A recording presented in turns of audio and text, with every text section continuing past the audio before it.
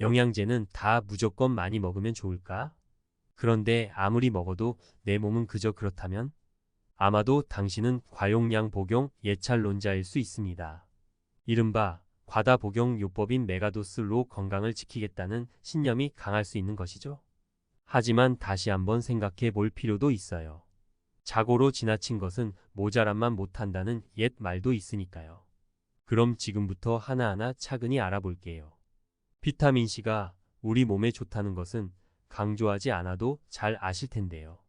가장 큰 효능은 바로 항산화 작용이죠.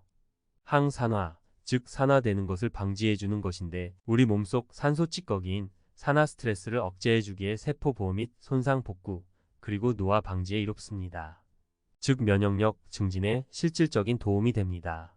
특히 비타민O와 이를 함께 섭취하면 그 기능이 대폭 강화됩니다. 이외에도 단백질 성분인 콜라겐을 합성하는 일도 하는데요. 콜라겐 하면 아마도 바로 피부 탄력이라는 말이 가장 먼저 떠오르실 겁니다. 우리 몸의 피부세포에 도움이 되고 혈관 건강에도 이롭습니다. 또한 뼈의 형성 및 유지, 그리고 외부 바이러스 및 세균 억제에도 크나큰 작용을 합니다. 비타민C는 다이어터들에게도 정말 중요한 성분이에요. 별도의 식이요법이나 운동이 없어도 체중 감량에 도움이 되기 때문인데요. 실제로 2007년에 나온 한 연구에 따르면 비타민C 섭취로 인해 평균 0.8의 체중이 감소되었다고 해요. 더욱이 키토산과 함께 섭취하면 감량 효과는 더욱 커져 평균 4.1가 줄어들었는데요. 동시에 체내 수은의 농도도 감소했다고 합니다. 독성 해독까지 해주는 것이죠. 하지만 이렇게 좋은 비타민C라도 무분별한 과다 복용은 문제가 있다는 의견이 많습니다.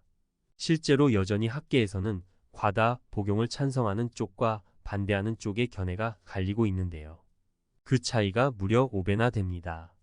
과거에는 하루 평균 45mg 섭취 권장량이었지만 이후 새로운 연구를 통해 75mg까지 늘어났으며 또 이후엔 110mg까지 늘어나기도 한 것인데요.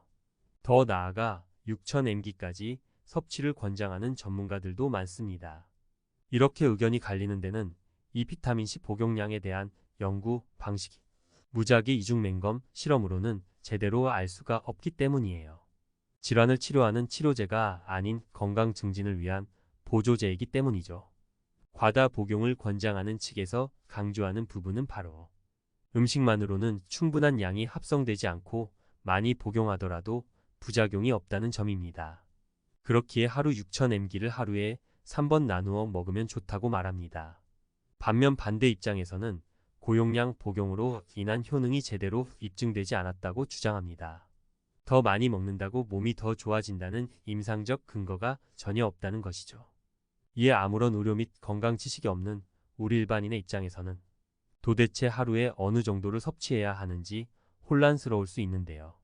현재 국내 식약처에서 규정하고 있는 비타민C 하루 권장 섭취량은 성인 남녀 기준으로 100mg입니다. 전문가들은 하루 500mg 정도는 괜찮다고 말하고 있는데요. 만일 감기에 걸렸거나 면역이 약해진 경우라면 한시적으로 1000mg도 가능하다는 입장입니다. 다만 하루 기준 최대 섭취량은 2000mg로 제한하고 있어요. 이 이상으로 과다 복용하게 될 경우 구토나 위경련 혹은 설사 등의 증상이 나타날 수 있기 때문입니다. 이를 권장 섭취량이 100mg인 이유는 이 용량이 일반적인 성인의 백혈구 포화 농도에 해당되기 때문인데요. 이 수준을 넘어가게 되면 서서히 혈장 농도가 올라가면서 체내에 머물지 못하고 신장을 통해 배설되게 됩니다.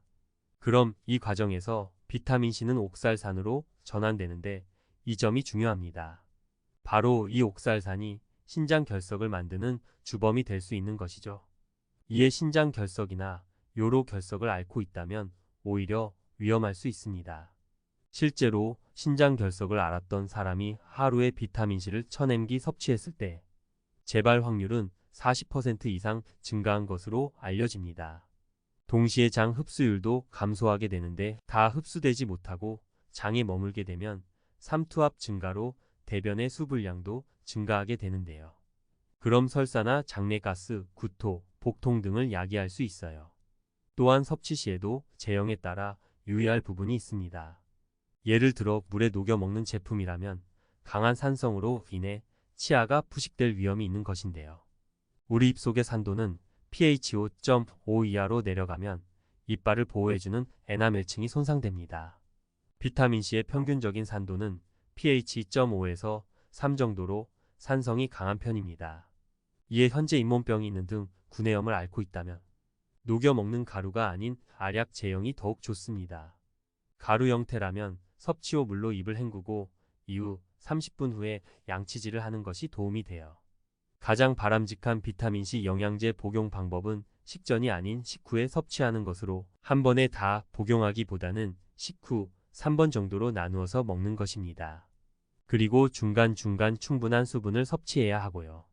다만 밤에는 불면증을 유발할 수 있으니 자기 전에는 삼가하는 것이 좋아요. 그런데 그것 아시나요? 사실 비타민C 100mg 정도는 음식으로도 충분히 섭취가 가능하다는 것이죠. 보통 노란색의 오렌지나 레몬, 귤 등의 비타민C가 가득 들어있을 것으로 생각하기 쉽지만 채소에서도 충분히 얻을 수 있습니다. 그 중에 하나가 바로 피망 및 고추 등인데요. 아침에 비타민 영양제를 몇 알씩 먹는 것보다 오히려 반찬으로 파프리카나 피망, 풋고추 그리고 브로콜리 등을 먹는 것이 더 효과적일 수 있는 것이에요. 과일의 경우 키위가 좋습니다. 한 개의 키위에 함유된 비타민C의 양은 포도의 7배, 오렌지의 1.6배, 그리고 우리가 잘 먹는 귤의 3배에 달하는데요. 키위에는 또한 비타민이와 칼륨도 풍부해 더 이깁니다.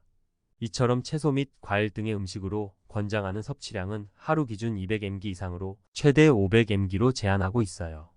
무조건 많이 먹으면 좋을 것으로 생각했던 비타민C에 이러한 논란이 있는 줄 미처 몰랐는데요. 옛말 그른 것 하나도 없습니다. 뭐든지 적당히. 적당히가 가장 좋다고요.